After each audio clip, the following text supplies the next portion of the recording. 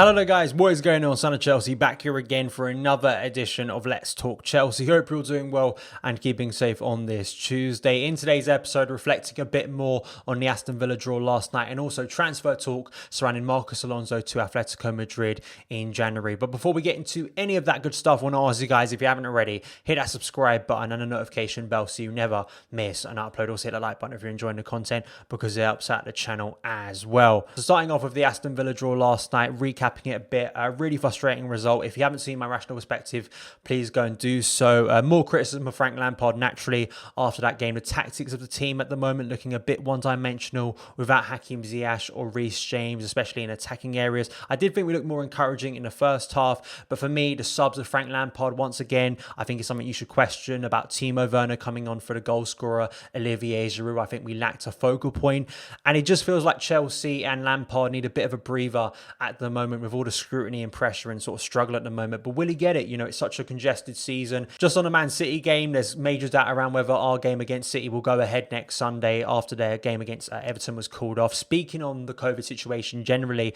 Lampard says safety is paramount, and if it is not safe, our next game versus Man City, whose game was called off against Everton, will not go ahead. That is from Chelsea's official Twitter account last night. So Lampard pretty adamant around that. Hopefully we'll get some clarity soon whether that game goes ahead or not. I think it was a little bit silly to me, or just weird that it took so long for the Everton City game, how close it was to kick off and it being called off. So maybe now with City and maybe going into isolation, maybe there'll be some clarity over the next couple of games with City, and we'll get that soon. But I do want to give praise, and don't just want to make this video doom and gloom regarding last night. Praise for Callum HudsonOdoi. I think he's taking his chance at the moment. In terms of his play, the switching of play with the ball and movement, all were really encouraging.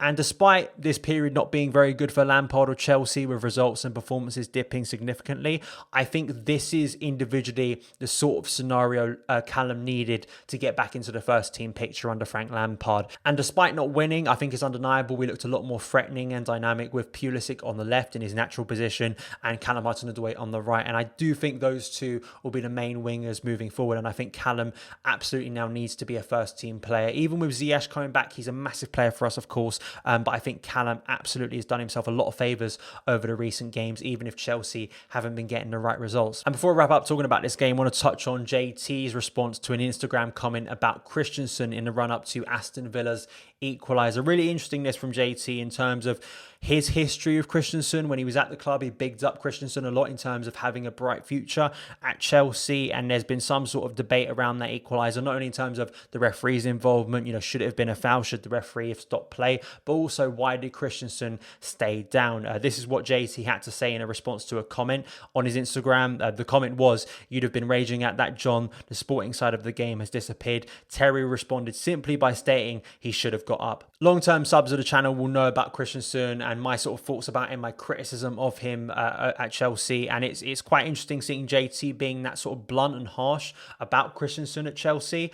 And I think it says a lot about Christensen and summing up his career. He's just not imposing enough. That's always been my biggest issue with him as a defender.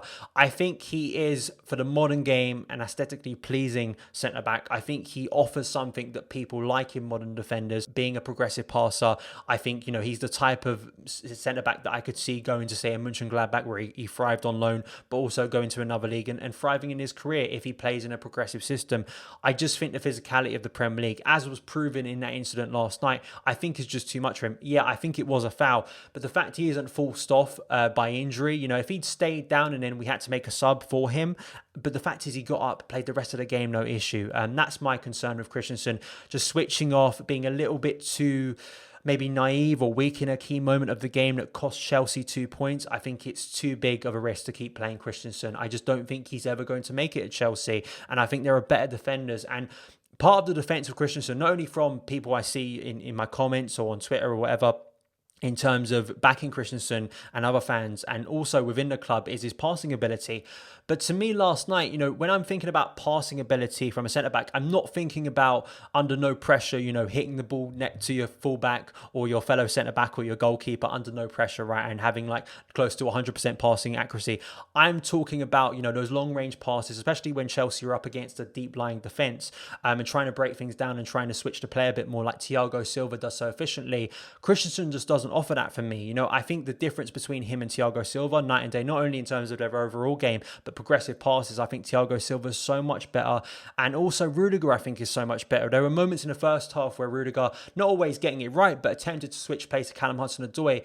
I don't see that from Christensen. So for me, the argument of his passing ability is the reason why he should be in this team more and is better than, say, Rudiger this season, I think is not an argument for me, because when I see the proof in front of me with Christensen, he just isn't good enough. He isn't imposing enough. He doesn't have the physicality for me to survive in this league. And I think by the summer, even if Chelsea keep him beyond January, I think he'll be leaving. Let me know your opinions on Christensen in the comments below, because I think that was such a key moment in the game that really cost Chelsea. Do you agree with JT? Should he have just got up, or do you think it was a foul that the referee should have given for Chelsea? But moving on to some transfer talk surrounding Marcus Alonso and Atletico Madrid. This is from The Independent. Atletico Madrid are in talks to sign Chelsea fullback Marcus Alonso on loan in the January transfer window. Alonso has been sidelined from Frank Lampard's first team plans and has not featured in Chelsea's Premier League squad since the end of September, when he was substituted at half-time during the Blues' 3-3 draw with West Brom. Emerson has risen above Alonso in the pecking order, and Chelsea are prepared to allow the Spaniard to leave, although Ben Chilwell's recent injury inevitably raised concern. No surprise to me, Marcus Alonso is on his way out in January. He's one of the first names I'm thinking about when we're looking at the exit door and trying to get him out the club. It's so amazing, isn't it? That game against West Brom, one of the worst 45 minutes I've seen from a player. But I don't feel that performance, on the pitch is the reason why he's been an outcast. It was that whole incident following that, what Marcus Alonso did, his actions to, I think it was go on the team bus, wasn't it? Not stay with the first team. Frank Lampard apparently berated Marcus Alonso in front of the whole team, basically. And apparently it was the most angry the players had seen Frank Lampard. Since then, Alonso has not featured in, I believe, any squad, especially in the Premier League. He hasn't featured at all.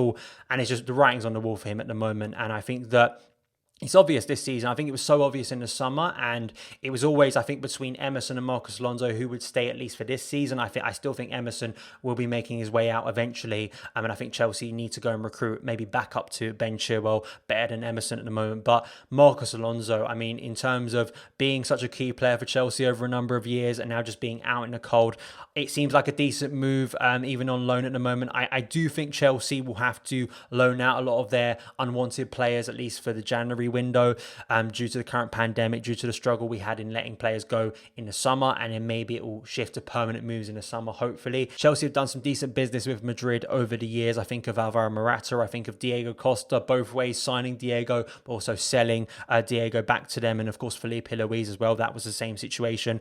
So I think that overall this deal will get done. Let me know your opinions on Marcus Alonso, the career at Chelsea, which has been really successful, but ending in quite a sour way. Let me know your thoughts in the comments below. But that is it for this episode of Let's Talk Chelsea. Thank you guys so much for taking the time to watch it. If you did enjoy it, hit that subscribe button and a notification bell so you never miss an upload. Follow me on Twitter at SonOfChelsea. Have a great day, and I'll see you again.